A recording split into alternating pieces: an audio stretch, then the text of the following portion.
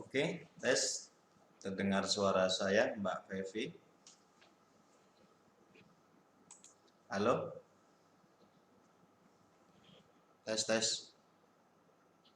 Mbak Ida, terdengar suara saya? Ya, terdengar Mas Dul. Terima kasih. Kita mulai saja ya. Ya. Ibu Haja Umi sudah ada ya? Oke. Kita mulai saja. Assalamualaikum warahmatullahi wabarakatuh. Alhamdulillahilladzi khalaqana min nafsin wahidah wa bassa minhuma rijala wa nisa.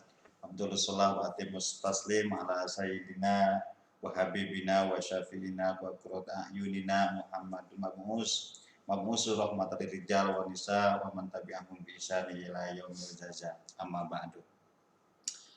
Para jamaah santri mubadalah yang saya hormati, terima kasih sudah bergabung kembali di kelas ke-9 pada hari Senin tanggal 26 April tahun 2021 dengan tema mendidik anak adalah tanggung jawab bersama.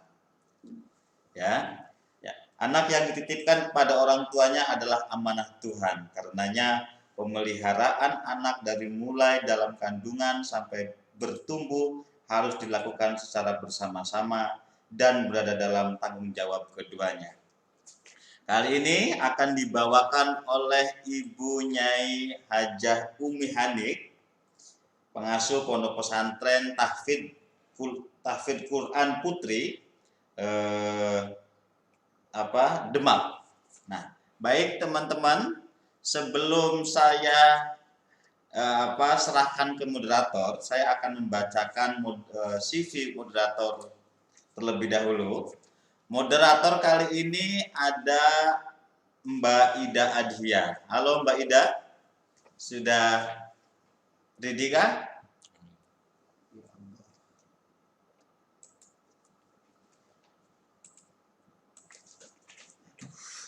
Oh.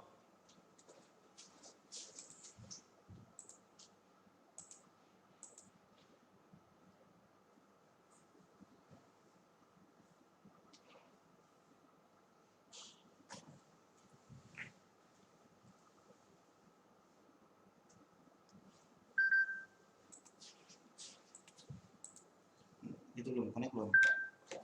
Belum.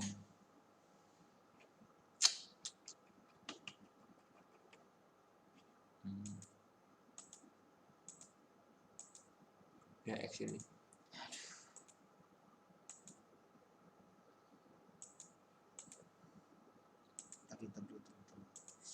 Udah nyambung, udah connect. Alhamdulillahirabbil alamin, wassalatu wassalamu ala asrofil anbiya'i wal mursalin wa ala alihi washabbihi ajmain, amma ba'd. Hari ini adalah hari ke-9 kelas intensif Ramadan 1442 Hijriah, 20 hari bersama 20 ulama perempuan Nusantara. Kursus Keluarga Bahagia Kitab Membangun Sa'adah.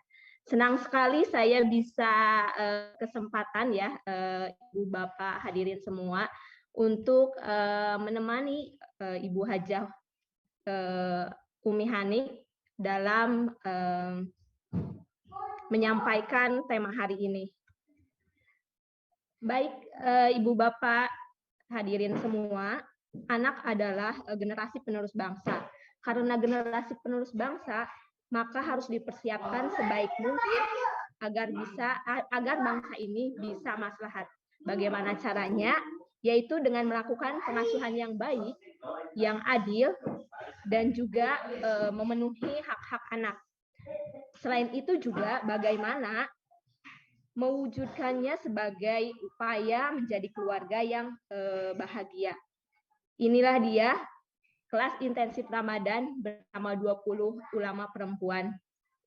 Pengasuhan anak adalah tanggung jawab bersama. Baik, Ibu Bapak semua, hadirin yang saya hormati, sebelum itu saya akan menyampaikan terlebih dahulu terkait dengan tata tertib Zoom kali ini ya. Ya, tata tertib kelas Yang pertama, akses Zoom dibuka 30 menit sebelum acara dimulai. Kemudian peserta mengikuti rangkaian kegiatan dengan sungguh-sungguh. ID peserta dalam pertemuan ini harus menggunakan nama asli, bukan nama perangkat atau institusi ya. Selanjutnya yaitu peserta harus mematikan suara atau mute dalam semua proses kegiatan online berlangsung, kecuali jika bertanya pada sesi tanya jawab. Yang kelima, video dalam keadaan menyala selama kegiatan berlangsung, kecuali jika sinyal tidak mendukung atau situasi kondisi yang tidak memungkinkan. Selanjutnya, semua peserta dapat mengajukan pertanyaan dengan cara mengetik tanya, lalu dilanjutkan dengan menuliskan nama, asal instansi, sekolah, atau alamat, kemudian pertanyaan secara ringkas. Yang ketujuh, peserta yang ingin bertanya secara langsung di sesi tanya jawab dapat mengklik raise hand. Dan yang selanjutnya, peserta wajib mengisi daftar hadir melalui Google Form yang sudah disediakan oleh panitia. Itu ya, Bapak Ibu hadirin semua untuk tata tertib kelas hari ini. Dan bagi Ibu Bapak semua atau hadirin semua yang belum berkesempatan mengikuti kelas secara aktif melalui Zoom ini, bisa juga live streaming ya, ada live streaming di fanpage-nya mubadalah.id atau juga di YouTube suararahima.com. Dan bagi Bapak Ibu semua yang yang tidak bisa mengikuti hari ini bisa juga nanti melihat YouTube di Yayasan Fahmina. Baik, dalam tema hari ini pengasuhan anak adalah tanggung jawab bersama. Saya akan ditemani oleh Ibu Nyai Hajah Umi Hanik. Halo Ibu Nyai. Assalamualaikum warahmatullahi wabarakatuh.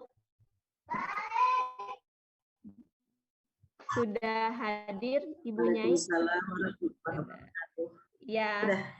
Ya, gimana kabarnya Bu Nyai? Sehat? Semoga sehat ya. Halo Ibu Nyai?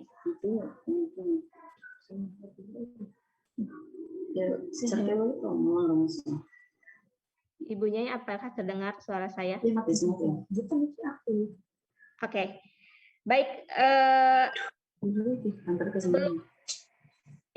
sebelum kita berlanjut ke acara yang inti, saya akan terlebih dahulu untuk memaparkan CV beliau.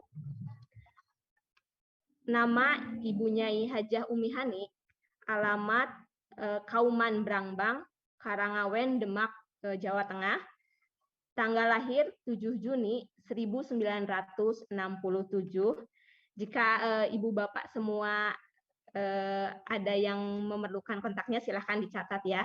Ini nomor WA-nya 0815 6541 276. Beliau aktif di Muslimat NU Kabupaten Demak sebagai ketua ya Bu Nyai. Dan beliau juga untuk riwayat pendidikan beliau kebanyakan itu pesantren ya, lebih fokus di pesantren. Di sini juga ada pendidikan formalnya, ada SD, MTS, MA dan juga D2 pendidikan. Pengalaman pekerjaannya beliau pernah menjadi guru atau mungkin sekarang masih menjadi guru ya di pondok pesantren. Kemudian riwayat organisasinya, beliau sebagai pernah menjadi Ketua PAC Fatayat NU, Ketua PC Muslimat NU, Bendahara Penyuluh Agama Islam, Bendahara IFHI, Bendahara BPD, Ketua MTP IFHI, kemudian Litbang Badko, Wakil Ketua LMY, dan juga Ketua Majelis Taklim Sabilun Najah.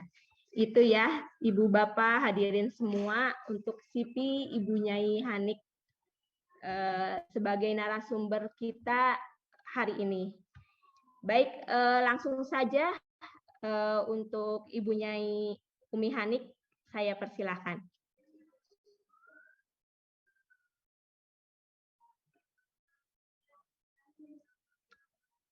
Halo, Ibu Nyai.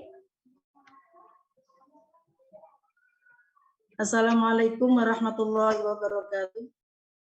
Waalaikumsalam warahmatullahi wabarakatuh. Bismillahirrahmanirrahim. Kayaknya agak terganggu sinyal di sini, Mbak Ida. Oh iya, Bu. Ya. Bismillahirrahmanirrahim. Bisa didengar suara saya, Mbak Ida? Bisa, Bu. Ya. Silakan. Terima kasih. Alhamdulillahilladzi anzalal Islama hudan wa rahmatan lil alamin. Wassalatu wassalamu ala sayyidil khalaiqi Muhammad khatamil mursalin wa ala alihi wa sahbihi wa atba'il muslimin ajma'in. Amma ba'du. Yang saya hormati, yang dimuliakan Allah Subhanahu wa taala, Bapak Kiai Fakih kelas Dansib Mubadalah, santri Mubadalah yang dimuliakan Allah semuanya, peserta Mubadalah hari ini, alhamdulillah bersama-sama marilah kita panjatkan syukur kehadiran Allah Subhanahu wa taala, kesempatan yang sangat baik ini, semoga Allah selalu meridhai kita. Salawat salam mudah-mudahan selalu kepada baginda Rasulullah sallallahu alaihi wasallam. Peserta yang saya hormati, marilah bersama-sama kita lanjutkan untuk belajar bersama konsep mubadalah. Pada kesempatan hari ini adalah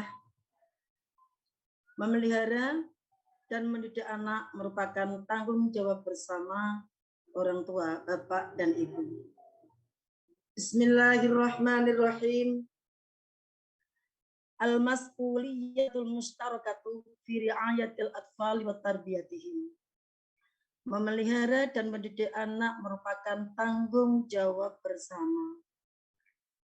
Wala yakunu, dan takkan pernah ada apa al-janinu janin illa biliko imatatin tanasuliyatin minar rajuli, kecuali karena dengan pertemuan air jimat laki-laki, wa matati tanasuliyatin minal mar'ati, dan air jimat dari perempuan fi rahimiha, di dalam rahim perempuan. Terjadinya terwujudnya janin akibat pertemuan langsung dari dua air jimat, yaitu air jimat laki-laki yang disebut sperma dan air jimat perempuan yang disebut sel indung telur. Tentu dengan waktu, tempat, ruang yang khusus, yaitu di dalam rahim perempuan. Sangat luar biasa, dahsyat sekali pertemuan dua air jimat tersebut akan membentuk sebuah kehidupan. Maka Bapak Ibu peserta mubadalah yang saya hormati, jangan sampai air jimat tersebut terbuang di sembarang tempatnya, karena justru tidak akan bisa membangun sebuah kekuatan, akan tetapi tidak lebih dari sumber bakteri, sumber penyakit. Karena janin ada itu pertemuan sperma dan indung telur, variayatuhu, maka pemeliharaannya, pengasuhannya, takunu mustarokatan, juga tanggung jawab bersama, min abawaihi, antara kedua orang tua, bapak dan ibu. Walayakunu ala atiki atihima dunal akhori, dan tidak bisa dibebankan salah satunya dunal akhori tanpa yang lain. Artinya tidak bisa dibebankan ayah saja maupun ibu saja. Karena yang mempunyai air jimat tadi adalah rangkaian atau pertemuan dari ayah dan ibu. Maka selaku yang memiliki sperma dan memiliki indung telur, secara otomatis terpanggil bertanggung jawab untuk mengasuh, merawat sampai janin tersebut bisa terwujud. Wa ba'da anna kanal janinu tiflan, sampai janin tersebut bisa terwujud menjadi gumpalan bayi yang kemudian kharaja ila ainil wujudi fil hayati dunya wasaran insanan shaghiran, terwujud menjadi seorang bayi, anak kecil, sehingga lahir di dunia nyata. Jadi anak yang seperti manusia-manusia dilahirkan, ila an yanmu, wa yusbihu murahiqan, sampai tumbuh kembang menjadi anak remaja, femasyaban, berlanjut hingga dewasa. Takunu mas'uliyatu ri'ayatihi wa tarbiyatihi ala kaili kullin. Maka perawatan, pendidikan, pengasuhan dari mulai menabur benih, menanam benih dalam rahim seorang wanita, yaitu istri atau ibu, sampai tumbuh kembang proses dengan step by step dari mulai gumpalan darah, bayi, kemudian wujud keluar menjadi balita, menjadi dewasa, remaja. Ini merupakan tanggung jawab bersama dan tidak bisa dibebankan salah satunya baik ayah maupun ibu. Keduanya punya tanggung jawab bersama-sama sampai janin itu selamat lahir, tumbuh menjadi orang dewasa. An Abi Hurairah taqala, dari Abi Hurairah berkata, qala, bersabda Rasulullah sallallahu alaihi wasallam, ma min mauludin illa yuladu alal fitrati. Tak ada seorang pun anak yang terlahir kecuali lahir dalam keadaan fitrah. Fa'abawahu, maka kedua orang tuanya lah yuhawwidanihi, menjadikan Yahudi, wa yunassiranihi, dan menjadikan Nasrani. Atau mungkin dalam teks lain menjadi Majusi dan lain sebagainya. Rawahul Bukhari fi Shahihi Kitabul Qadar. Wahuna, dan di dalam keterangan ini wadihun, jelas sekali. Annal aba, sesungguhnya seorang ayah, wal umma, dan seorang ibu, huma, keduanya ayah dan ibu, mas'ulani, terpanggil, mempunyai tanggung jawab yang bersama-sama. La ahaduhuma, tidak salah satunya, bukan ayah saja atau ibu saja. Dunal akhori, tanpa yang lain, berarti mas'ulani, kedua-duanya, yaitu orang tua ayah dan ibu. Ala tarbiyati waladihima, atas pendidikan anak yang lahir dari hasil kedua bapak dan ibu tadi. Oleh karena itu, jelas kita pahami dan jelas kita terima, hadis ini memberikan gambaran edukasi terhadap kehidupan, bahwa jelas dan nyata bahwa seorang ayah dan seorang ibu bersama-sama punya tanggung jawab mengasuh, mendidik, merawat, melindungi dari segala bentuk apapun ancaman-ancaman yang akan terjadi kepada anak-anak, sehingga anak-anak bisa tumbuh kembang dengan sehat, terpenuhi haknya, anak-anak bisa menjadi sesuai dengan harapan-harapan umumnya. Lanjut, fa'alaihi la yanbaghi, oleh karena itu dengan demikian la yanbaghi, tidak seyogyanya, ayyakula ahadun, akan berkata seseorang, kama sya'a bainan nasi, sebagaimana yang sudah membudaya, sudah populer, familiar di kalangan orang-orang, bahwa an-najahal walati bisa babi abihi, kesuksesan anak, keberhasilan anak adalah karena faktor ayah. Ayah yang strong, ayah yang kuat, ayah pejabat, ayah yang kaya, ayah yang dan lain sebagainya. Akan tetapi wa amma fashalahu, ketika anak itu mengalami kegagalan, karena ada bisa babi ummihi, karena faktor ibunya, dibebankan kepada ibunya, sehingga kata-kata itu anaknya ibu yang salah didik, ibunya yang cengeng, ibunya yang lemah, feminim, dan lain sebagainya. Maka wannasu yazra'una haqqal mar'ati, banyak orang dari mereka yang merendahkan hak-hak perempuan yang menjadi ibu. Khina yasnuna rajula al-aba, dan memuji kepada laki-laki yang menjadi ayah, inda najahil waladi, ketika anak itu berhasil sukses.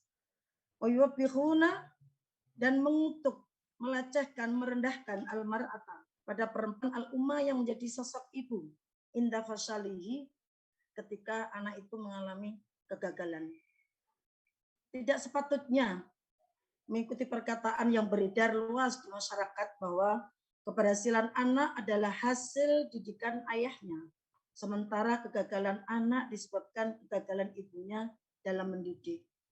Memujinya ayah ketika anak berhasil dan ibu bila mengalami kegagalan berarti menganggap remeh tugas dan perang seorang ibu yang padahal ibu itu Masya Allah subhanallah punya kekuatan yang luar biasa, punya doa yang sangat luar biasa untuk mendidik, merawat anak dari mulai di kandungan sampai anak itu dewasa.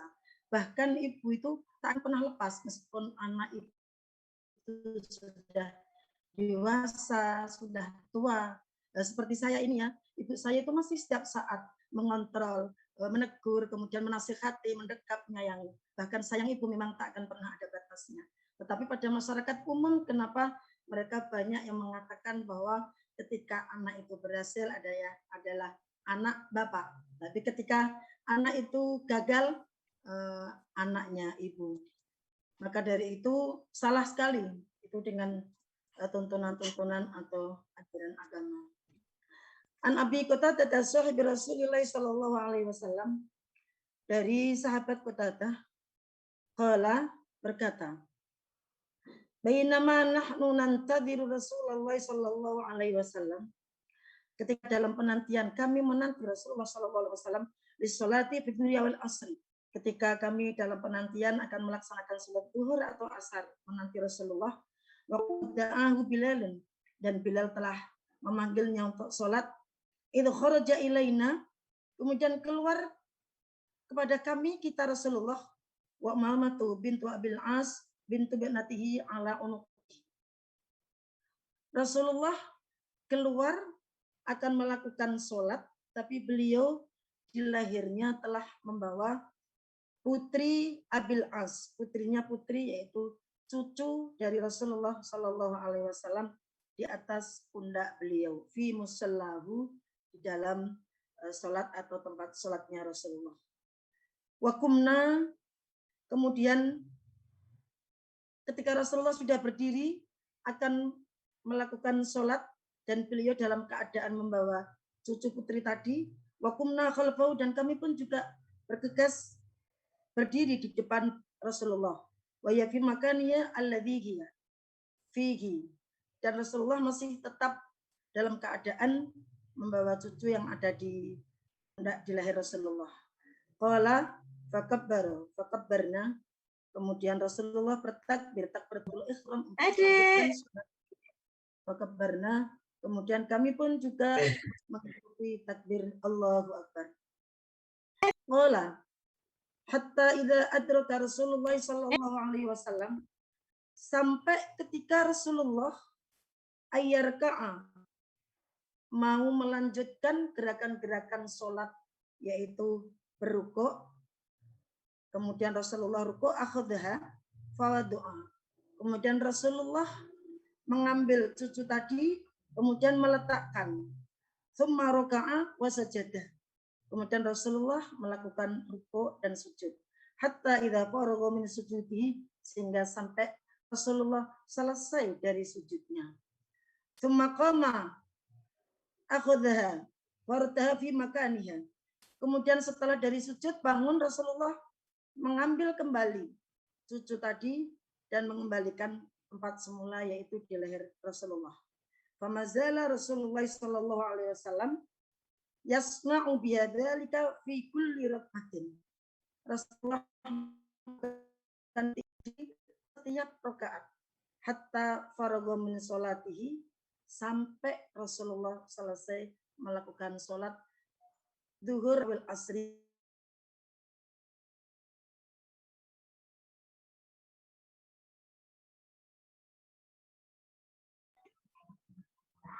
Kami melihat Rasulullah Shallallahu Alaihi Wasallam hendak melaksanakan sholat zuhur atau asar.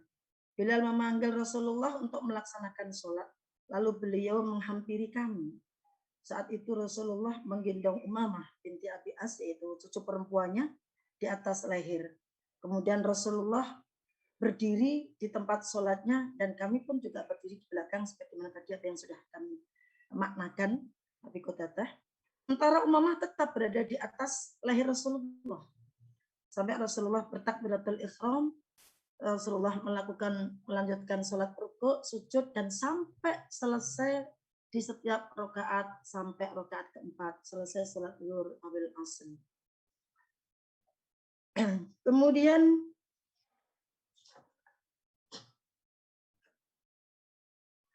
waqad awrada sahibul jami'il usul annal haditha aidan rawahu Malik, dan hadis ini pun juga diterangkan dalam kitab Jami'ul Usul.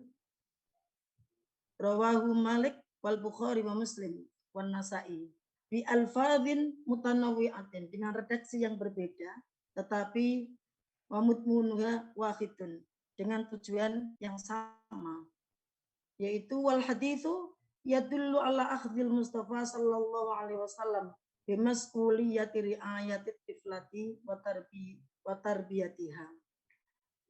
Dalam hadis ini tidak menerangkan, tidak mendiskusikan dari soal fikihnya, bagaimana Rasulullah melakukan sholat yang sudah teratur ibadah mahdhurnya syariat dengan gerakan-gerakan khusus, dengan khusyuk dan lain sebagainya, akan tetapi Rasulullah sambil menggendong cucunya. Tapi di sini substansi hadis ini menunjukkan bahwa fi khina anna katsiran minan nasi fi asri tarku dzalika liman fi dakhilal bait. Artinya Rasulullah menunjukkan, mendemonstrasikan, menjelaskan bahwa peran ayah dan ibu itu sama di dalam mendidik anak. Bahkan ketika saat itu banyak orang kalangan yang meremeh bahwa mendidik anak itu tanggung jawab hanya seorang ibu yang di dalam rumah saja, tidak bisa dibawa keluar, tidak bisa dipublikasikan. Sehingga Rasulullah menampakkan di hadapan orang banyak, di hadapan jamaah, beginilah cara ayah atau orang tua ambil peran untuk mendidik anak. Bahkan Rasulullah di saat sholat pun beliau membawa cucu dalam arti menukik kepada peran ayah di dalam ikut andil bersama-sama mendidik anak, bukan di dalam gerakan sholatnya.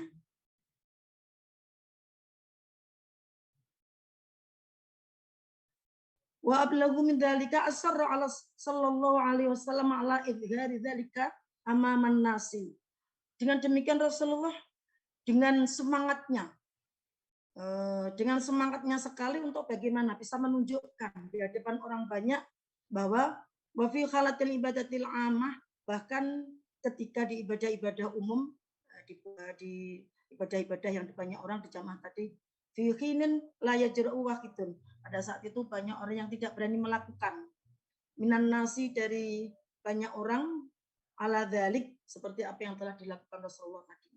Wa khosatan idza kanat al ma'niyatu biha yatiflah, apalagi ketika anak kecil, anak momongannya tadi itu seorang bayi perempuan yang mungkin masih dianggap tabu. Perempuan saat itu masih banyak dari kalangan orang-orang yang menganggap bahwa perempuan adalah perempuan yang identik dengan kelemahan, dengan keterbatasan, seperti itu. Meskipun sebetulnya Rasulullah menghapus pemahaman-pemahaman seperti itu, memang perempuan itu individu tercipta dari Allah, punya potensi sendiri, punya kehidupan sendiri, bisa menjadi subjek dalam kehidupan, bisa merubah dan bisa menjadi manusia yang bermanfaat di dalam kehidupan.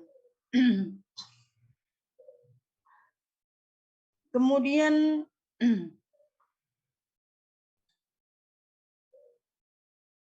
wa fi aini Aisyah radhiyallahu anha, di mata Aisyah radhiyallahu anha, istri tercinta Rasulullah, karena ada siapa Nabi sallallahu alaihi wasallam, ada Rasulullah sallallahu alaihi wasallam zaujan musanidan.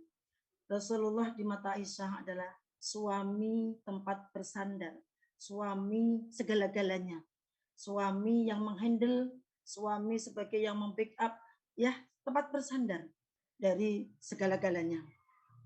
Fi dakhilil bait, di dalam rumah, hatta fil umuril manziliyati, hingga pada urusan-urusan rumah tangga, pada urusan-urusan yang ada. Anil Aswati bin Yazid qala sa'altu Aisyah tama kana Nabi sallallahu alaihi wasallam. Dari Yazid, Aswad bin Yazid bertanya kepada Sayyidatuna Aisyah, yasna'u fi baitihi, apa yang diperbuat Rasulullah dalam rumahnya? Qalat, berkata Aisyah, kana yakunu fi mihnati ahli. Rasulullah ketika dalam rumahnya aktif melakukan hal-hal untuk kepentingan kebutuhan keluarga dan juga takni khidmatu ahli, berkhidmah melayani keluarga. Fa idza hadaratis salatu, maka apabila datang waktu salat, goma bergegaslah Rasulullah ila salati untuk melakukan salat. Al-Bukhari fi sahihi, Kitabul Adab, kitab adab perilaku, sikap, dari kalian Nabi yang Mustafa, karena Kanjeng Nabi Muhammad adalah makhluk terpilih sallallahu alaihi wasallam, kama wasafa anhu rabbuhu ta'ala, sebagaimana yang sudah dijelaskan Allah Subhanahu wa taala dalam Al-Qur'an surat Al-Qalam ayat 4. Bismillahirrahmanirrahim. Wa innaka la'ala khuluqin azim. Sesungguhnya kamu benar-benar berbudi yang agung. Allahumma shalli ala sayyidina Muhammad, bahwa Rasulullah adalah segala-galanya, tidak hanya sekedar untuk istri, untuk anak, untuk keluarga. Rasulullah adalah pemimpin dunia. Rasulullah adalah pemimpin kehidupan. Namun Rasulullah takkan pernah sedikit pun melepaskan tanggung jawab ayah terhadap keluarga, anak, istri. Waqad awrada Ibnu Hajar al-Asqalani fi Fathul Bar. Telah dijelaskan Hajar al-Asqalani dalam kitab Fathul Bar. Riwayat dan ukhra fi hadal hadis, dengan riwayat yang lain hadis ini wahiyya kama qala mayali, yang diterangkan di sini adalah waqad waqa'a fi haditsin akhar li Aisyah akhrajahu Ahmad ibn Sa'ad wa sahabu Ibnu Hibban min riwayat Hisham bin Urwah bin Abi Qudul Aisyah, berkata kepada Aisyah, maka Rasulullah sallallahu alaihi wasallam yasna'u fi baitihi, apa saja yang dilakukan Rasulullah ketika Rasulullah di dalam rumah. Qalat, berkata Aisyah, yakhitu thawbahu wa yaksifu na'lahu. Rasulullah juga menjahit bajunya, menjahit sepatu, sandal, wa ya'malu ma yaf'alu rijalu fi buyutihim. Rasulullah melakukan pekerjaan-pekerjaan pada umumnya yang dilakukan banyak orang.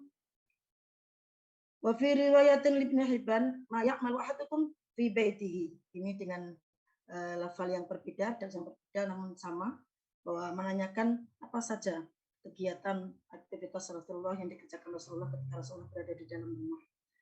Ternyata Rasulullah, Masya Allah, yaksifu na'lahu wa yakhbitu thawbahu, dan menyuraki dalwahu, yaitu menambal timba, bejana yang untuk mengambil air, dan kegiatan-kegiatan rumah tangga yang lain sebagai kebutuhan harian hidup, maka Rasulullah melakukan semuanya. Walau min tariqin Muawiyatin bin Shalhin an Yahya an Sa'id dan seterusnya. Kemudian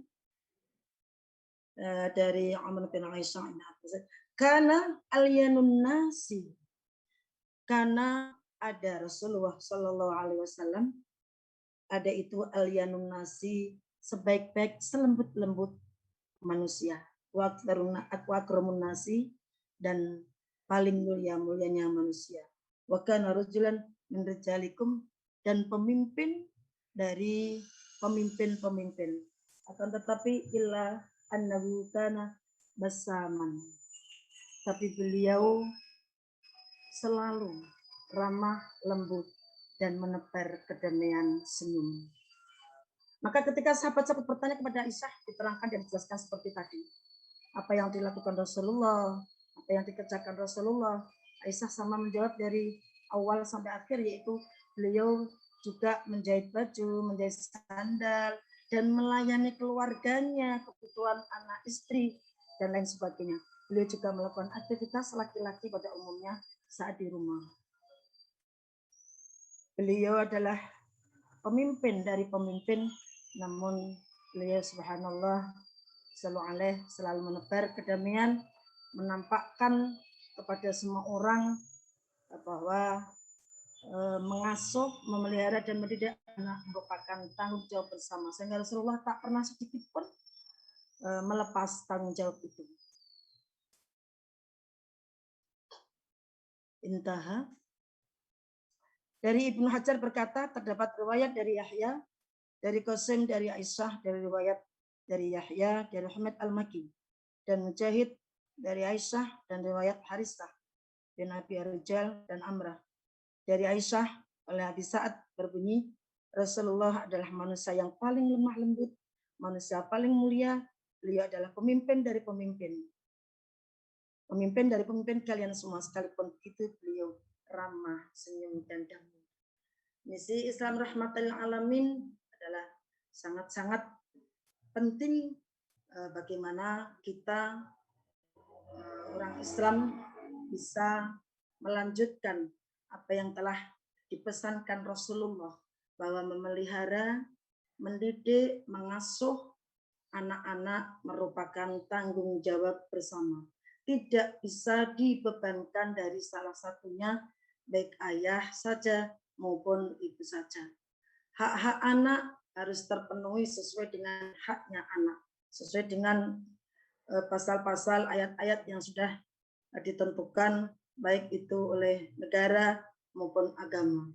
Maka dari itu bersama-sama Bapak Ibu dengan pengajian mubadalah ini barangkali masih kemarin masih ada kekurangan di dalam kita memenuhi hak-hak anak, atau masih kurang di dalam mengasuh mendidik anak. Dengan adanya ngaji mubadalah ini kita lebih semangat. Memang esensi dari ngaji ini adalah perubahan, khususnya kepada kedua orang tua, bisa merubah bagaimana kita bisa memenuhi hak-hak anak. Kemudian tanggung jawab mendidik, merawat kepada anak seperti apa bentuk tanggung jawab orang tua itu kepada anak. Al-Quran juga telah menggambarkan sebagaimana yang telah diwasiatkan Luqmanul Hakim kepada putra-putranya, dan juga dalam hadis Rasulullah Shallallahu Alaihi Wasallam dalam referensi lain, yaitu An Ali bin Abi Thalib qala Rasulullah Shallallahu Alaihi Wasallam, adibu auladakum ala thalathi khisalin, hubbi nabiyyikum wa hubbi ahli baitihi wa qiraatul Qur'an. Hadis ini semakin memperjelas bahwa kedua orang tua punya tanggung jawab bagaimana memberikan edukasi, pembelajaran pada anak-anak kita, baik anak-anak biologis maupun anak-anak didik, anak-anak ideologis, dan anak-anak asuh kita. Terapkanlah 3 hal kepada anak-anakmu, yaitu pertama, hubbi nabiyyikum, tanamkan rasa cinta kepada Rasulullah. Ketika rasa cinta kepada Rasulullah, secara otomatis akan tumbuh cinta kepada Allah. Itu pasti. Bagaimana cara mencintai kepada Rasulullah? Mengikuti ajaran-ajaran Rasulullah. Bahwa Rasulullah tidak mengajarkan sedikit pun kekerasan di muka bumi ini. Bahkan Rasulullah menghapus berbagai bentuk kekerasan, diskriminatif, dari berbagai sudut, dari berbagai arah. Dan kemudian waquf bi ahli baitihi, dan menanamkan cinta kepada keluarga Rasulullah, ahli baitnya Rasulullah, dzurriyyahnya Rasulullah, yang sampai sekarang masih ada para habaib yang memberikan melanjutkan, melangsungkan dzurriyyahnya Rasulullah. Bagaimana kita bisa menanamkan kepada anak-anak kita untuk bisa mencintainya, menghormatinya, dan mengikuti keteladanannya. Kemudian wa qiraatul Qur'ani, dan ajarkan kepada anak-anak kalian semuanya untuk belajar Al-Quran, membaca Al-Quran, apalagi menghafal Al-Quran. Karena dalam Al-Quran sebagai sumber kehidupan, maka ketika anak itu sudah tersentuh, sudah tertanamkan nilai Al-Quran, secara otomatis tumbuh kembang anak tersebut menjadi anak yang Qurani, anak yang berbudi luhur, anak yang berakhlakul karimah, berilmu amaliyah, beramal ilmiah, sebagaimana harapan orang tua pada umumnya. Maka dari itu, Bapak Ibu yang saya hormati, sekali lagi kepada Bapak khususnya yang Sohibul Mami ya, yang punya sperma, air jimat tadi, dan kaum ibu yang punya indung telur, jagalah rahim sebaik mungkin, jangan berikan kepada siapapun yang tidak haknya, karena rahim adalah tempat yang paling aman, tempat amanah Allah untuk melangsungkan kehidupan. Maka ketika ada rahim-rahim yang rusak, rahim-rahim yang tidak amanah, maka akan terjadi secara otomatis generasi-generasi pula yang rusak dan generasi-generasi pula yang tidak amanah. Oleh karena itu bersama-sama ayah, bapak, jagalah rahim ibu semaksimal mungkin dengan penjagaan lahir batin. Lahirnya dengan asupan-asupan yang mantap, kesehatan yang bagus, dengan gizi yang cukup, dengan perhatian yang penuh, dan kemudian perhatian batin didoakan hingga ibu bisa merawat janin-janin sebagai kelangsungan hidup kita dengan baik. Mungkin itu sebagai paparan atau keterangan tanggung jawab mendidik anak adalah tanggung jawab bersama. Ya, baik. Terima kasih Ibu Nyai. Luar biasa sekali ya pemaparan beliau. Sampai tercerahkan gitu bahwa mendidik anak itu bukan hanya tanggung jawab seorang ibu, tetapi ayah juga mempunyai peran dalam mengasuh mendidik anak seperti itu ya Bu Nyai.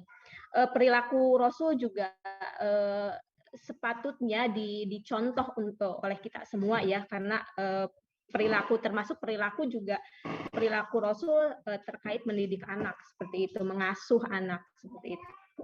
Baik, Ibu Nyai, ini ada pertanyaan dari Lutfiana Mayasari. Saya bacakan, izin bertanya Nyai, bagaimana kita memaknai salah satu qaul dalam kitab Tarbiyah yang menyatakan bahwa al-ummu madrasatun iza adataha adata sa'ban thayyibal araq. Dalam pernyataan tersebut seolah tanggung jawab mendidik anak anak dan masa depan anak tergantung pada pola asuh ibunya. Mohon penjelasannya. Tapi Bu Nyai, sebelum menjawab, kita akan jeda dulu. Kita akan menyimak video profil Mubadalah. Silakan untuk host.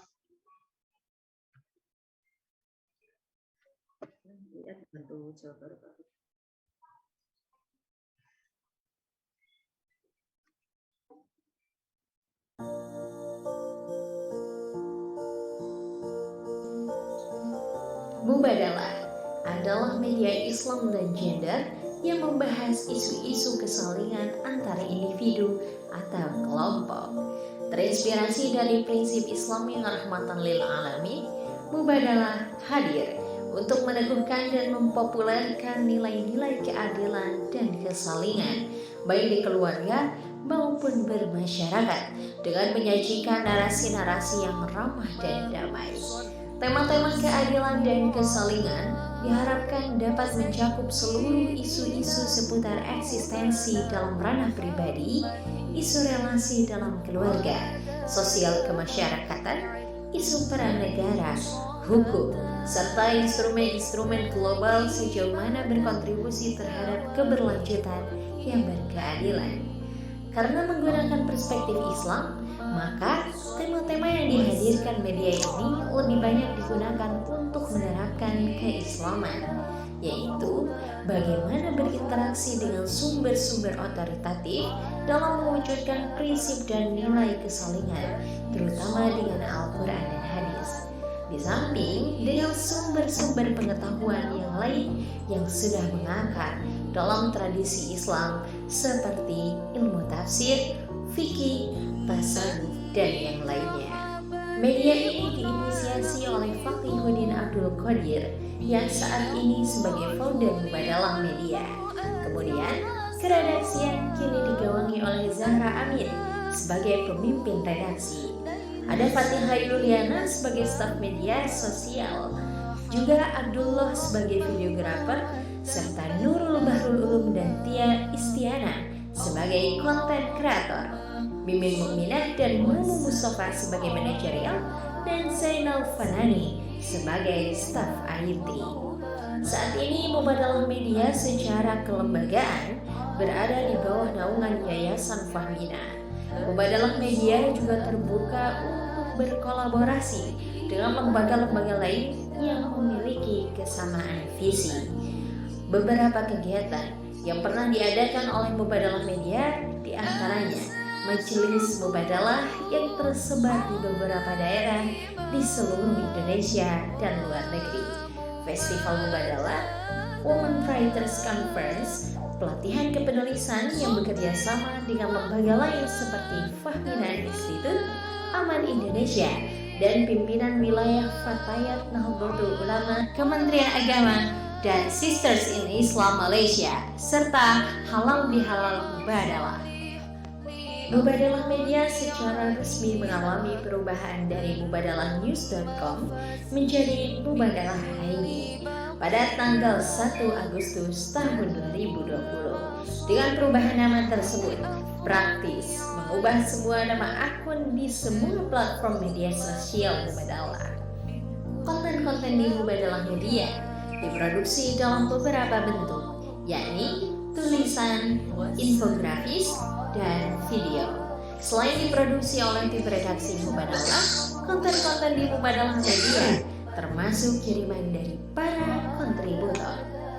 Semua konten Mubadalah Media bisa Anda kunjungi di website mubadalah.id, juga bisa diikuti di berbagai platform media sosial seperti Facebook mubadalah.id, Instagram @mubadalah.id, Twitter @mubadalah_id, dan YouTube channel Mubadalah ID. Oleh karena itu, bersama Mubadalah ID, inspirasi keadilan relasi.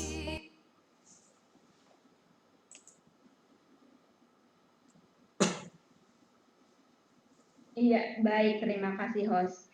Baik, para ibu bapak hadirin semua, kita lanjutkan. Ternyata di sini banyak pertanyaan lagi Bu Nyai. Boleh terlebih dahulu saya bacakan dulu ya Bu Nyai, biar sekalian barangkali ada pertanyaan-pertanyaan yang memang nyambung atau sama seperti itu. Di sini selain tadi Lutfiana, ada juga dari Ahmad Murtaza. Izin bertanya Ibu Nyai, saya Murtaza dari UIN Sunan Kalijaga. Jika dalam sebuah pernikahan yang cukup lama, bahkan anak-anaknya sudah dewasa, tapi tetap saja yang menjadi peranan untuk mendidik anak di rumah ialah ibu. Alasannya seorang ayah sudah capek kerja di luar. Apakah ada solusi terhadap problem tersebut? Itu pertanyaan dari Mas Ahmad. Kemudian ada lagi dari Iva Misbah. Bu Nyai, bagaimana cara mengenalkan dan menumbuhkan kecintaan anak pada Rasulullah serta keluarganya berkaitan dengan pengasuhan yang berat sebelah pada pihak ibu. Hari-hari ini cukup ramai dibahas mengenai toxic positivity pada perempuan dalam konteks pengasuhan. Misalnya dengan menyebut perempuan lebih telaten, lebih sabar, lebih lembut, dan seterusnya. Sehingga lebih pantas dan lebih baik dalam mengasuh anak daripada diasuh oleh ayah yang kurang sabar, kurang telaten, dan juga kurang lembut sehingga berpengaruh pada kepribadian anak. Maka sebaiknya diasuh ibu. Bagaimana menurut Bu Nyai? Kemudian ada juga pertanyaan dari Nuri Sapitri dari Lampung. Izin bertanya Bu Nyai, bagaimana cara atau solusi untuk menghadapi kenakalan anak yang kesalahannya dilakukan berulang-ulang. Bahkan anak tersebut sudah sering diperingati dengan nasihat sampai pukulan. Terima kasih. Itu ya. Itu pertanyaannya Bu Nyai. Dan mungkin ada satu orang yang raise hand, Bu Nyai, bisa langsung ya. Untuk Mbak Endang, silakan untuk memaparkan pertanyaannya secara ringkas. Ya, Silakan. ya, terima kasih Mbak untuk waktunya. Assalamualaikum Bu Nyai. Saya ingin bertanya, ada hadis yang mengatakan tiap-tiap kamu adalah pemimpin dan akan dimintai pertanggungjawaban. Seorang penguasa adalah pemimpin, seorang suami adalah seorang pemimpin seluruh keluarganya. Demikian pula seorang istri adalah pemimpin atas rumah suami dan anaknya. Kalian adalah pemimpin yang akan dimintai pertanggungjawaban. Saya ingin minta bagaimana pendapat Bu Nyai terkait dengan hadis ini yang saya lihat seolah-olah timpang karena menekankan urusan rumah tangga dan anak itu masih diampu oleh perempuan. Mungkin itu saja Kak pertanyaan saya. Terima kasih. Baik, terima kasih Mbak Endang. Baik, itu pertanyaan-pertanyaannya Bu Nyai. Silakan untuk ditanggapi.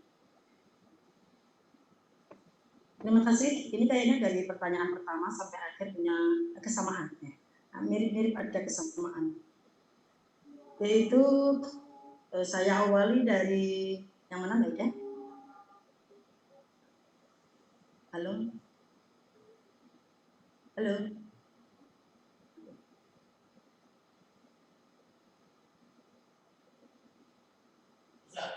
Enggak, ininya Gangguan sinyal.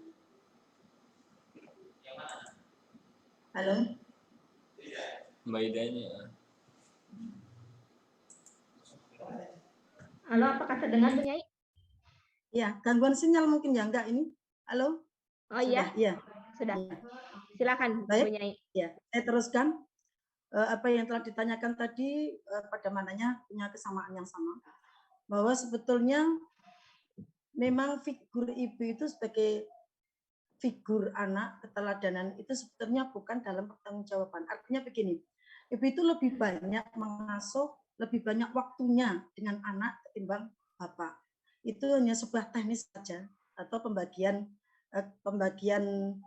tanggung jawab, bukan pembagian tanggung jawab, pembagian teknis saja. Jadi soal tanggung jawab tetap 100% bahwa mendidik anak merupakan tanggung jawab bersama ayah dan ibu. Soal urusan teknis itu bagaimana yang enak bisa dikomunikasikan, didiskusikan dalam keluarga. Kemudian mencari solusi ketika bapak sudah kerja, cari nafkah, cari duit, sehingga lelah, tidak mampu untuk memberikan pendidikan terhadap anak, sebetulnya tidak. Itu hanya bahasa-bahasa apa ya? Kalau orang Jawa, endo saja itu. Bahasa endonya seorang ayah saja. Sebetulnya tidak lelah juga. Justru sebagai motivasi ketika ayah pulang kerja, ketika ayah lelah berbagai macam masalah-masalah di luar, pulang ketika melihat anak, menyampaikan sesuatu kepada anak, itu melihat justru sebagai motivasi ada sesuatu yang muncul baru, sesuatu yang tumbuh sebagai penyemangat, sebagai suplemen, sebagai vitamin, bahwa anaknya lah bisa mendampingi, kemudian sebagai obat. Kemudian apabila itu merasa lelah, capek, itu sebetulnya sebagai alasan saja.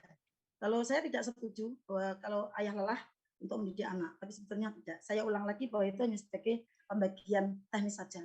Tapi untuk pertanggungjawabannya itu tetap tidak bisa lepas atas tanggung jawab ayah dan ibu. Kemudian bagaimana menanamkan anak bisa cinta kepada Rasulullah.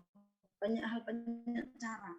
Seperti Luqmanul Hakim yang ditanamkan pada anak-anaknya. Kenalkan anak dan berjamaah, anak dibawa diajak dalam sholat tadi. Atau mungkin Bapak Ibu menanamkan bacaan-bacaan Al-Quran, anak dibawa, sentuhkan dengan bacaan sejarah Rasul, sejarah-sejarah Islam yang kira-kira bisa membawa pengaruh kepada anak, itu juga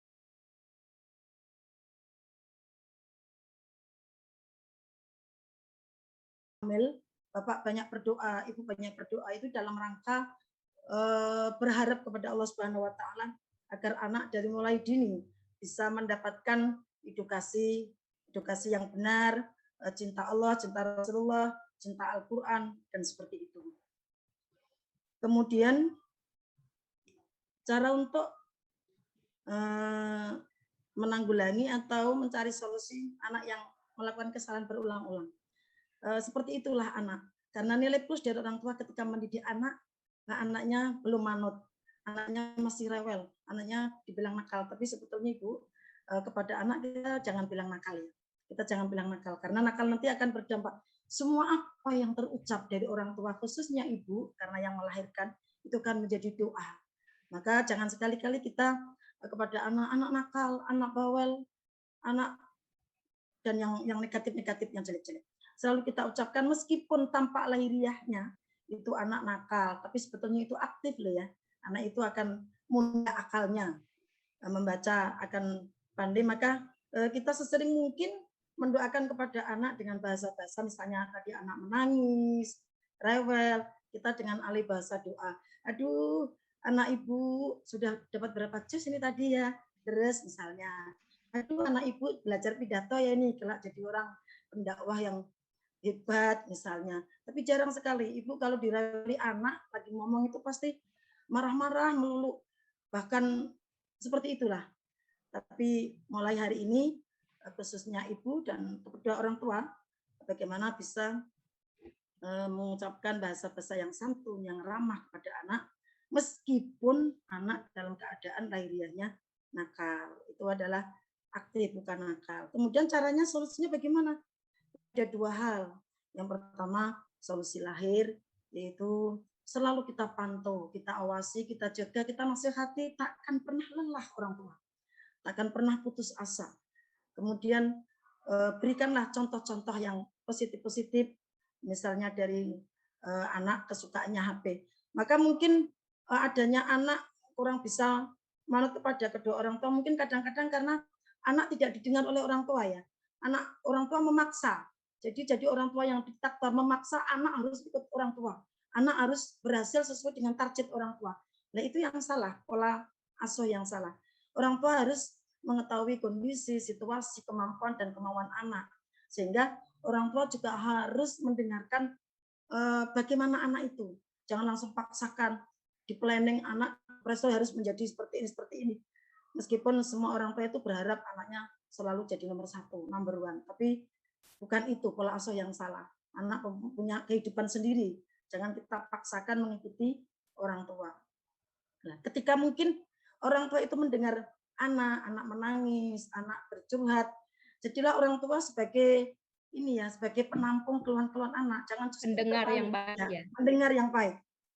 Kalau ini kan masih banyak karena orang tua sibuk, sehingga tidak punya kesempatan mendengarkan anak, sehingga anak lebih percaya dan lebih nyaman dekat dengan orang lain. Itu salah besar. Ciptakan dalam rumah tangga bagaimana anak itu bisa enjoy, bisa harmonis, bisa yakin bahwa bapak dan ibu saya ini adalah satu-satunya figur imam dalam kehidupan saya. Kemudian dengan memberikan motivasi-motivasi, cerita-cerita, contoh, mungkin di saat-saat tertentu anak kita sayang, kita satu meja dengan kita, dengan cerita-cerita yang lucu-lucu, yang senang-senang, tapi yang tentunya yang edukasi ya, yang memberikan komitmen kepada anak. Kemudian yang kedua, memberikan solusi batin. Ini yang tidak bisa dilepas. Yang namanya doa. Dari mulai mau mencari jodoh ya, Mbak Ida, itu kan laki-laki mencari jodoh dengan istighfar, dengan sholat hajat, mencari sesuatu dan sebagainya. Itu dalam rangka nanti untuk menyelamatkan generasi. Artinya biar nanti punya keturunan-keturunan yang sehat, punya generasi yang kita harapkan tidak lemah, generasi yang berkualitas. Itu dari mulai awal mencari jodoh, kemudian didoakan, kemudian ketika malam pertama itu jangan lupa bagi peserta mubadalah, santri mubadalah yang mungkin belum beristri bersuami, ketika malam pertama maaf jangan langsung asal serobot aja ya, berdoa dulu, itu karena menentukan sekali. Berdoa, kemudian sampai menjadi janin, menjadi anak bayi, menjadi anak dewasa, anak remaja, anak tua, sehingga sampai kapanpun takkan pernah ada putusnya tanggung jawab kedua orang tua terhadap anak-anaknya. Maka doa pun juga jangan pernah lelah, jangan pernah putus asa. Bahkan dulu saya pernah diijazahi guru saya, Mbak Ida, kalau ingin punya anak yang soleh, solihah, jangan pernah lupa di setiap saat dalam satu hari 24 jam itu sebut anak kita dalam doa kita. Minimal kita membacakan Fatihah untuk anak kita. Kalau anak kita 5 misalnya, contohnya yang pertama Mbak Ida, kita khususkan Fatihah kepada Mbak Ida dan supaya menjadi anak yang solehah seperti itu. Jadi pengasuhan lahir dan batin dua-duanya saling mengisi, saling beriringan untuk tumbuh kembangnya anak, untuk proses anak menjadi anak yang soleh-solehah. Sehingga tadi yang pertanyaan, jangan pernah lelah ya. Jangan pernah lelah, baik berupaya lahir maupun batin, bagaimana anak sampai anak itu bisa dalam pendidikan yang benar dan pengasuhan yang benar. Kalau memang seperti itu, memang umum, anak rewel itu seperti itu. Kemudian ketimpangan antara bahwa pengasuhan anak itu lebih dibebankan banyak kepada ibu. Seolah-olah bahkan itu menjadi tanggung jawab ibu. Sekali lagi saya ulang bahwa itu hanya sebuah teknis saja. Sebuah teknis karena mayoritas ibu itu banyak ada di rumah. Ya, mayoritas ibu banyak ada di rumah, maka identik dengan seolah-olah. Tapi itu hanya pemahaman saja, sebetulnya salah. Tetapi tanggung jawab sekali lagi itu tidak bisa lepas menjadi tanggung jawab bersama, baik ayah maupun ibu. Soal teknis, soal bentuknya itu bisa bermacam-macam, beraneka ragam bentuk, didiskusikan sebagaimana yang enak. Misalnya Bapak kerja di luar, tapi sempatkan ketika Bapak ada di luar, telepon kepada ibu, kepada anggota keluarga, anak-anak, misalnya saat sholat, misalnya saat belajar, Bapak menelpon dari luar, kemudian mungkin ya kita pakai WA dan sebagainya, medsos kita pakai, bagaimana kabarnya ibu, anak, sudah sholatkah, sudah makankah, nah, seperti itu bentuk tarbiyah perlindungan orang tua terhadap anak karena dalam jarak jauh. Misalnya seperti itu yang bisa kita berikan pada anak-anak kita. Tapi tentunya berbentuk apapun Mbak Ida, terbagi dengan konsep apapun, tapi tetap sekali lagi tanggung jawab bersama. Ya, baik. Jadi terhadap anak itu kita harus selalu bertutur kata yang lembut ya Bu Nyai. Juga kita sebagai orang tua ataupun baik itu lingkungan sekitar atau kakak-kakaknya juga sebaiknya mencontohkan perilaku-perilaku yang baik juga untuk mengubah perilaku anak yang menurut orang tua itu nakal dalam tanda kutip ya, seperti itu ya Bu Nyai. Lalu tadi menarik Bu Nyai bahwa ada yang bertanya juga bahwa pengasuhan anak itu dibebankan kepada ibu karena seorang ibu itu memiliki perilaku yang lembut, sedangkan seorang ayah memiliki perilaku yang cenderung keras, kasar, sehingga nantinya katanya akan berpengaruh terhadap kepribadian si anak ketika anak itu diasuh oleh ayahnya. Itu bagaimana tuh Bu Nyai? Iya, betul. Secara umum seperti itu Mbak Ida. Maka evaluasi bagi bapak-bapak ya. Memang ibu itu identik dengan kelembutan, dengan kehalusan, sehingga patut sebagai figur keteladanan anak. Kalau banyak anak yang diasuh oleh bapak itu cenderung keras, cenderung seperti itu. Tapi sebetulnya enggak sih. Kalau menurut saya, bapak pun juga ada figur-figur tertentu, keteladanan tertentu yang perlu diambil anak atau yang menjadi teladan kepada anak.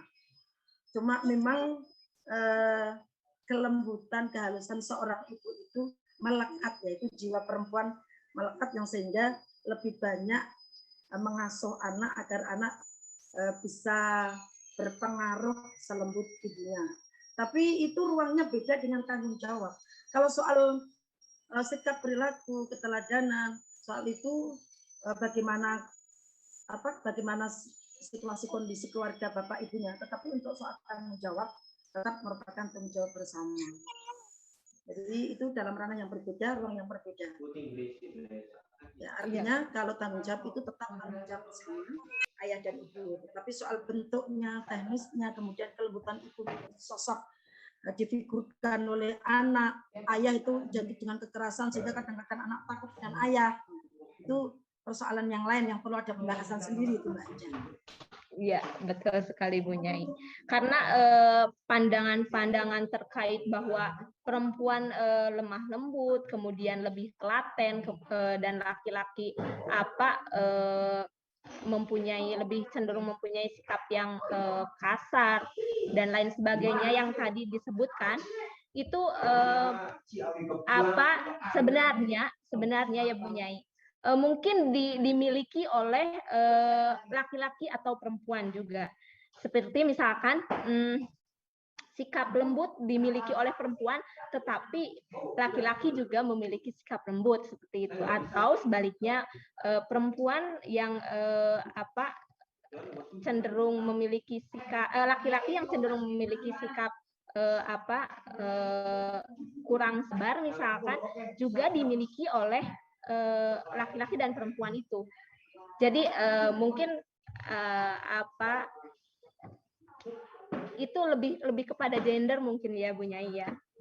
Kalau untuk masalah perempuan lebih lembut, lebih penyayang, lebih telaten, sedangkan laki-laki cenderung memiliki sikap yang kasar, kurang telaten dan lain sebagainya. Tetapi pada dasarnya laki-laki dan perempuan itu memiliki sisi feminis ataupun maskulin ya Bu Nyai. Seperti itu. Selanjutnya ini Bu Nyai, masih ada waktu ya.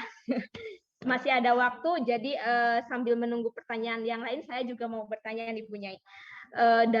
Dalam mendidik anak, itu dalam mengasuh anak, itu tadi diterangkan menjadi tanggung jawab bersama ibu dan ayah, seperti itu. Tetapi apakah lingkungan sekitar juga memiliki tanggung jawab atau memiliki tanggung jawab pengasuhan terhadap anak-anak yang ada di lingkungannya? Gimana itu Bu Nyai? Iya Mbak Ida, bahwa sebetulnya tanggung jawab anak itu ya, kalau anak kandung itu memang bukan utama, tanggung jawab pertama adalah kedua orang tua.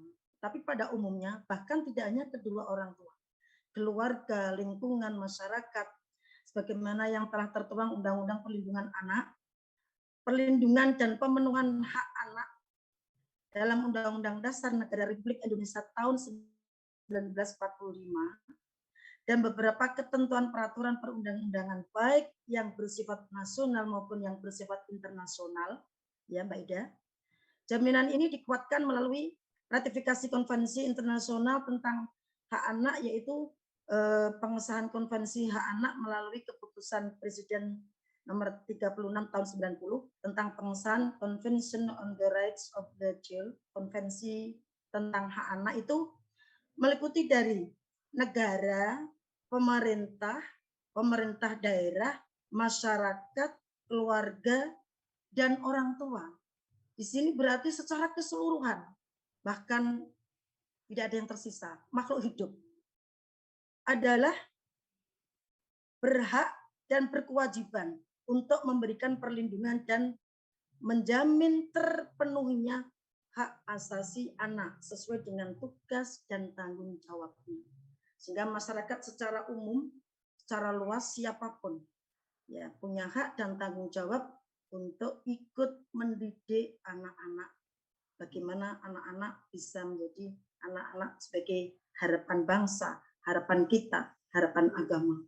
Maka lingkungan pun juga ambil peran aktif. Bagaimana misalnya di lingkungan seperti kami kemarin itu Mbak Ida, alhamdulillah kebetulan itu di lingkungan kami orang tuanya kedua-duanya kerja di luar negeri karena dampak dari ekonomi yang seperti ini. Adiknya itu kelas 6 MI, kakaknya itu kelas 2 SMP. Itu bisa terjadi kita bisa terjadi apa ya Mbak Ida, Masya Allah, hubungan intim dalam rumah mereka sendiri karena tidak ada kedua orang tua, tidak ada pengawasan, tidak ada pendidikan yang khusus, dia hanya seolah-olah pembiaran. Itu bisa terjadi sampai adik yang masih usia MI laki-laki bisa mencintai sehingga sampai bisa berbuat hal yang tidak senonoh, bisa berhubungan intim suami istri sampai berkali-kali. Lah itu kemarin saya ikut ke sana, saya ikut mendengarkan ya istilahnya tabayun, kok bisa terjadi hal seperti itu. Nah itu saya juga menyayangkan karena itu juga tidak saling kedua orang tua saja, melainkan itu juga beban kita bersama, termasuk negara, pemerintah desa, masyarakat secara umum ikut terlibat dalam kesalahan apa yang dilakukan oleh anak tersebut. Nah oleh karena itu sekali lagi pengasuhan pendidikan anak sebetulnya setiap insan individu terpanggil dengan sendirinya untuk ikut andil di dalam pendidikan anak. Ya, baik Bu Nyai. Ini Bu Nyai ada tadi mungkin belum terjawab ya pertanyaan dari Mbak Endang Dwi Jayanti ini tanya soal apakah ada asbabul wirid atau sebab turunnya hadis yang tersebut yang tadi ditanyakan oleh Mbak Endang, Bu Nyai.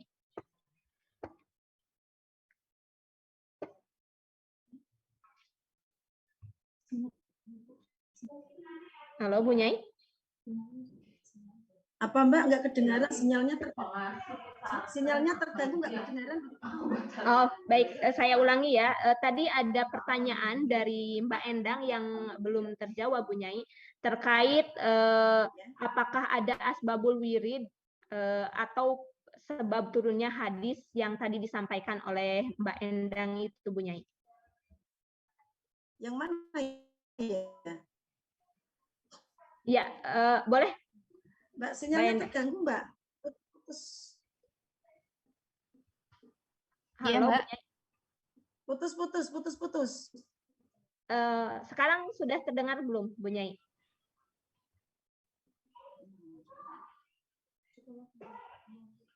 Halo, Bu Nyai.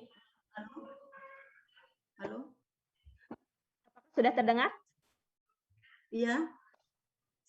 Sudah terdengar, Bu Nyai? Ya, iya, bisa. Ya, silakan.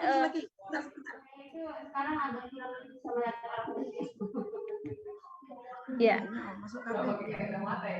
ternyata sinyal ya tidak bisa diprediksi. Sudah terdengar, Bu Nyai? Halo, Mbak Ida, nggak bisa kami terima ini suaranya. Tidak terdengar ya, Bu Nyai.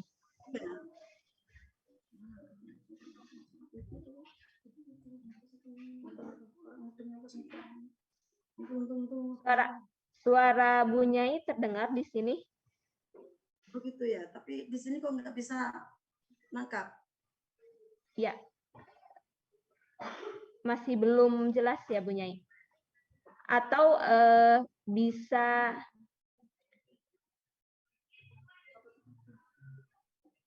bisa buka chat box Bu Nyai.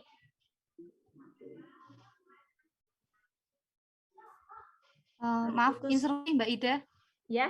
Mungkin pertanyaannya saya langsung taruh di chat box saja mungkin ya Mbak ya. Ya. Saya kopikan boleh. di chat box. Iya. Baik. Terima kasih ya. Mbak. Ya, terima kasih Mbak Endang. Halo Bu Nyai, apakah sudah terdengar sekarang? Bisa. Ya. Ya, bisa.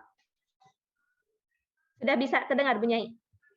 Iya, tapi nggak lancar Mbak Ida.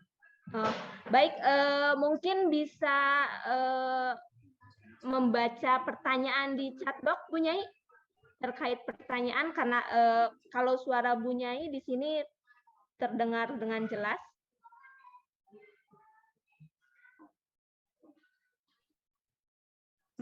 Masih belum terdengar Bu Nyai. Nggak jelas, Mbak.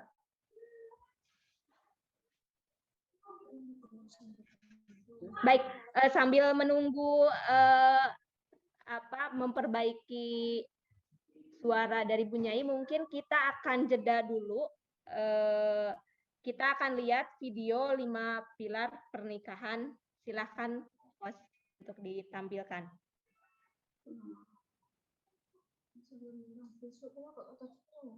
Anu mantul kabeh mbek udah wis orang apa.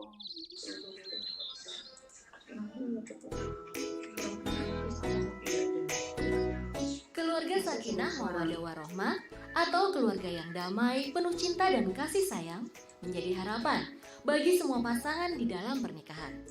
Bagaimana cara mewujudkannya?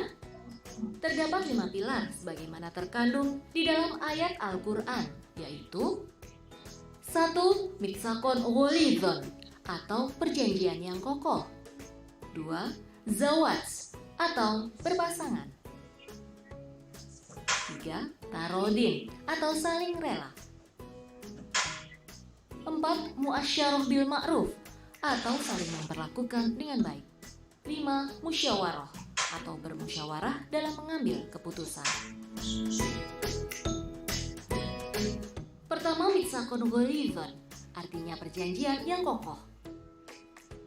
Sebagaimana tercantum di dalam Al-Quran surat An-Nisa ayat 21. Perjanjian berarti kesepakatan kedua belah pihak dan komitmen bersama.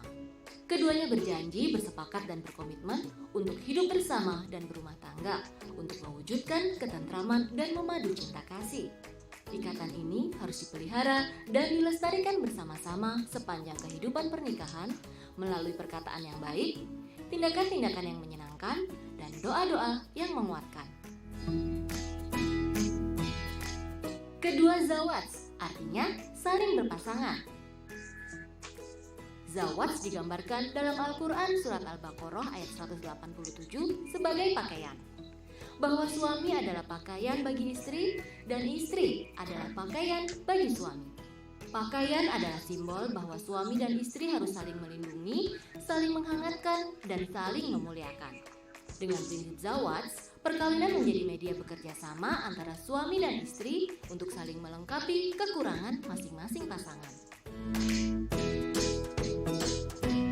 Ketiga, muasyarah bil ma'ruf, yang artinya saling memperlakukan pasangan dengan baik. Sebagaimana dalam Al-Quran surat An-Nisa ayat 19.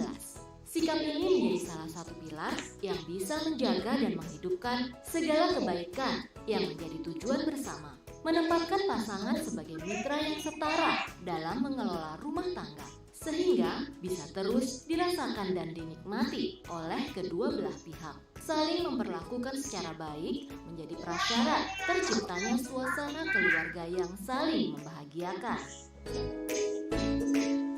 Keempat, musyawarah, yaitu sikap dan perilaku untuk selalu berembuk dan saling bertukar pendapat dalam memutuskan sesuatu terkait dengan kehidupan rumah tangga. Sebagaimana disebutkan dalam surat Ali Imran ayat 159. Musyawarah menjadi sarana untuk mendengarkan, menghargai pendapat pasangan dan anggota keluarga untuk menghasilkan keputusan bersama, sehingga keputusan apapun yang diambil dapat dijalankan dengan penuh kesadaran dengan berbagai manfaat dan akibat yang akan ditimbulkan dari keputusan tersebut. Kelima, tarodin atau saling rela. Sikap ini merupakan kerelaan suami dan istri terhadap segala situasi di dalam kehidupan rumah tangga. Sebagaimana dalam Al-Quran surat Al-Baqarah ayat 233. Kerelaan adalah penerimaan paling puncak dan kenyamanan yang paripurna. Seseorang merasa rela ketika di dalam hatinya tidak ada ganjalan ataupun penolakan. Dalam kehidupan suami istri, kerelaan harus dijadikan sebagai penyangga segala aspek perilaku, ucapan, sikap, dan tindakan agar kehidupan tidak hanya kokoh, namun juga melahirkan cinta kasih dan kebahagiaan. Jika 5 pilar ini dijalankan, maka akan menjadi ibadah karena membuka kebaikan-kebaikan dan cinta kasih dalam keluarga. Setiap ibadah akan membuahkan pahala yang tidak hanya dirasakan di akhirat, tetapi juga di dunia. 5 pilar perkawinan dapat memperkokoh ikatan pernikahan antara suami dan istri menuju keluarga yang sakinah, mawaddah, warohmah, sehingga semuanya merasa bahagia dan dapat membahagiakan.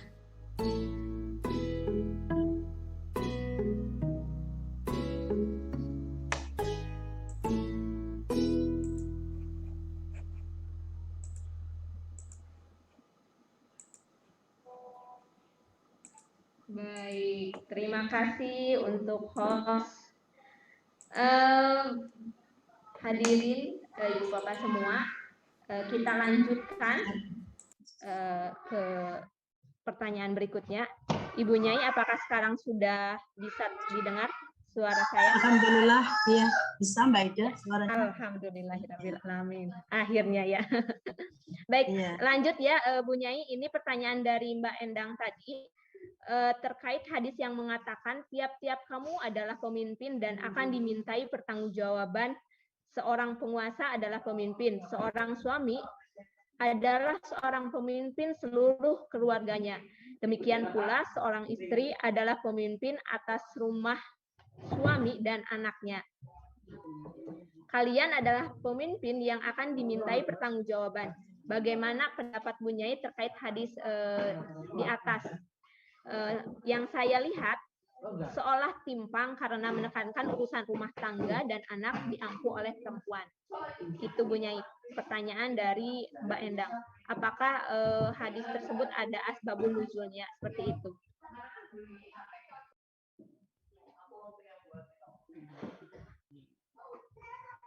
Halo Bu Nyai. Halo. Suaranya banyak. Ya, silakan Bu Nyai. Halo Mbak Ida. Ya.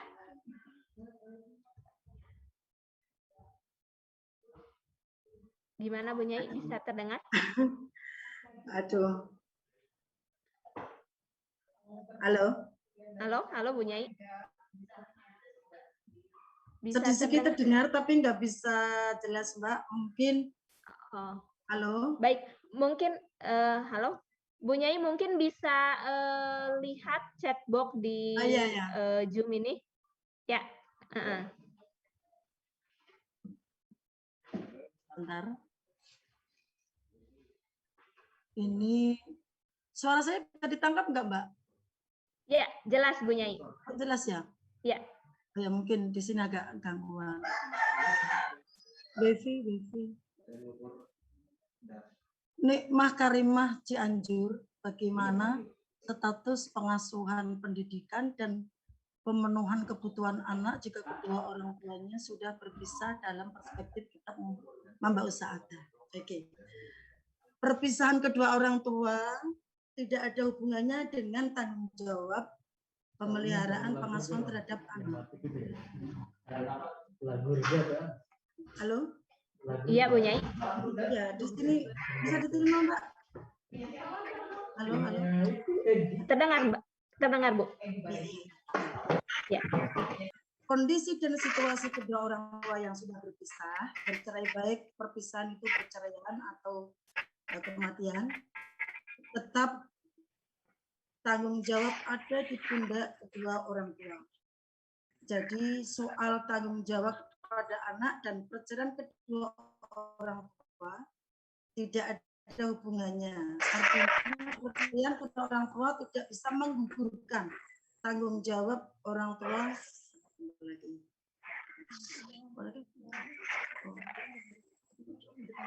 Iya, saya. Halo Mbak Ida.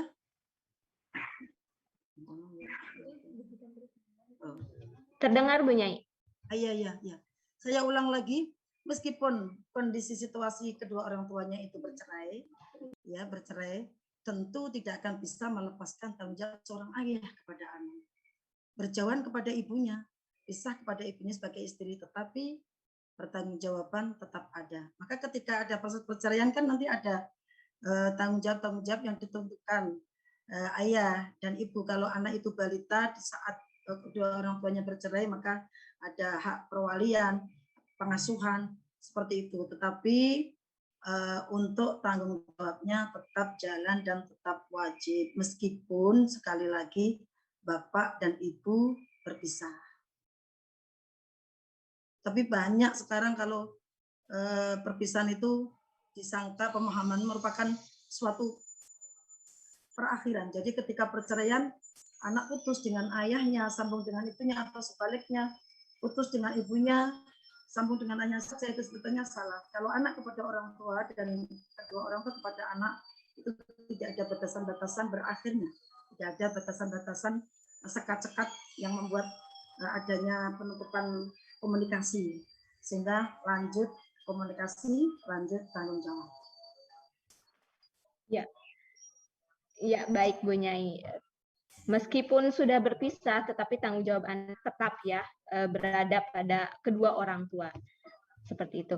Ini Bu Nyai ada pertanyaan yang dari Mbak Endang tadi. Suara saya terdengar Bu Nyai? Kalau terdengar nanti saya bacakan.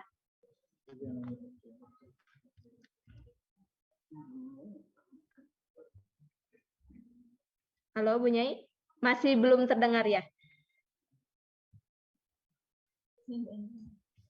Ya, belum terdengar juga Bu Nyai.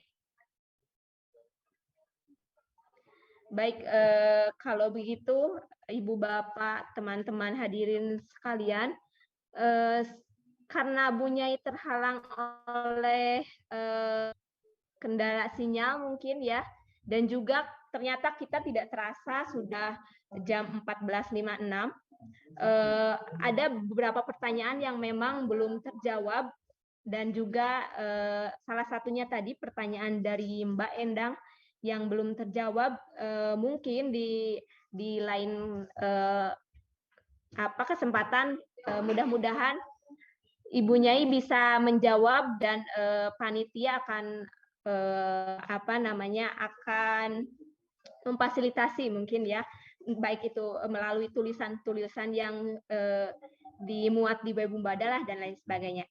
Itu baik, mungkin sebelum saya tutup juga saya ingin menutup pertemuan kali ini, kelas intensif kali ini dengan statement Bu Nyai. Silakan Bu Nyai untuk closing statement.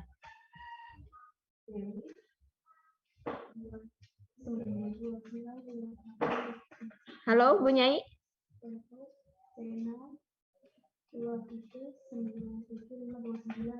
Halo Bu Nyai, silakan untuk closing statement-nya. Ya, Mbak Ida. Halo. Ya. Terima kasih. Closing saya, memelihara dan mendidik anak adalah tanggung jawab bersama. Anak bukan sekedar anak. Anak adalah individu yang hidup dan punya kehidupan. Karena anak adalah titipan Allah Subhanahu wa Ta'ala yang diamanahkan kepada orang tua. Mungkin seperti makalah Syekh Mustafa Al-Ghulain, Subhanul Yaum Rijalul Lughat. Hari ini mungkin hanya anak-anak yang bermain, yang membuat rewel, membuat lelah, tetapi hari ini anak-anak, besok dia akan menjadi pemimpin, akan menjadi seorang laki-laki yang tegas, yang tegar, dan akan menjadi pemimpin dalam kehidupannya. Maka dari itu, bersama-sama marilah kita wariskan kepada anak-anak kita iman yang kuat, akhlakul karimah, dan keteladanan. Karena mereka adalah harapan dan masa depan bangsa. Bahkan sebagai kompas agama dan berbagai problem ke depan, anak-anak kitalah sebagai jawabannya. Bapak Ibu santri mubadalah yang saya hormati, yang dimuliakan Allah, bersama-sama marilah kita belajar dan terus belajar. Tentu tidak hanya belajar pandai membaca literatur textbook saja, akan tetapi saya sendiri khususnya dan mengajak santri mubadalah pinter, cerdas, akan membaca dinamika kehidupan sosial, proses tumbuh kembang anak terutama, khususnya dari pengaruh-pengaruh digital itu, yang mungkin pengaruh positif maupun negatif. Dengan demikian, dari segala kekurangan dan keterbatasan, khususnya tadi ada kendala teknis yang kurang bisa teratasi segera, Saya Umi Hani, mohon maaf yang sebanyak-banyaknya. Terima kasih yang setinggi-tingginya saya ucapkan kepada Bapak Kiai Haji Fakih, kepada Rahima, dan seluruh komponen Mubadalah yang sudah memberikan kesempatan saya untuk belajar bersama. Atas ridha Allah Subhanahu wa taala, semoga Mubadalah semakin mendunia, membawa misi Islam rahmatan lil alamin, sehingga tidak ada kekerasan lagi di muka bumi ini. Amin ya rabbal alamin. Ya, baik. Terima kasih Ibu Nyai Umi Hani. Luar biasa sekali pertemuan kali ini. Boleh Ibu Bapak, teman-teman semua untuk memberikan reaction untuk Ibu Nyai Hani. Ya, selesai sudah pertemuan kita kali ini, kelas intensif Ramadan kali ini. Saya mohon maaf atas kendala-kendala yang ada ya, terutama tadi kendala sinyal, padahal banyak sekali pertanyaan-pertanyaan yang perlu dijawab dan saya rasa itu sangat penting seperti itu. Tetapi berhubung waktunya habis dan juga tadi sempat terjadi kendala sinyal, maka saya ucapkan mohon maaf yang sebesar-besarnya. Saya undur diri, kita ucapkan alhamdulillah untuk pertemuan kali ini. Billahi taufiq wal hidayah. Wassalamualaikum warahmatullahi wabarakatuh. Saya serahkan kepada host. Terima kasih Mbak Ida, terima kasih Ibu Nyai Umi Hanik yang telah memberikan materi anak adalah tanggung jawab bersama. Ini luar biasa sekali ya diskusi soal sore hari ini. Nah, jangan lupa teman-teman untuk besok kita masuk ke bab 3. Nah, bab 3 ini ada di sesi hari besok itu ada urgensi menjaga kesehatan tubuh yang nanti akan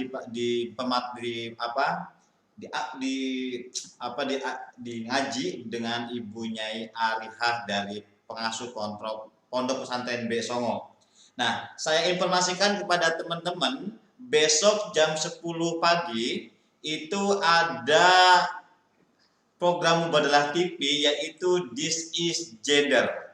Nah, program Mubadalah TV This is Gender ini akan di bintang tamu ada Mbak Lis Markus dari Rumah Kitab Jakarta. Nah, jangan lupa besok jam 10 barangkali mau gabung di Zoom, nanti saya sertakan Zoom di WA Group. Dan juga nanti malam akan ada siaran live delay, itu tadarus sunnah monogami, surat-surat Al-Quran bersama Kiai Fakih Abdul Qadir Jailani. Maksud saya Kiai Fakihudin, nanti jam 8:30 malam. Jadi ini ngaji program ini bekerjasama dengan ICC dan Mubadalah, akan ditayangkan ulang jam 20.30 di YouTube Mubadalah. Terima kasih kepada semua jamaah santri Mubadalah. Sebelum kita akhiri, mari kita membaca surat Al-Asr bersama-sama.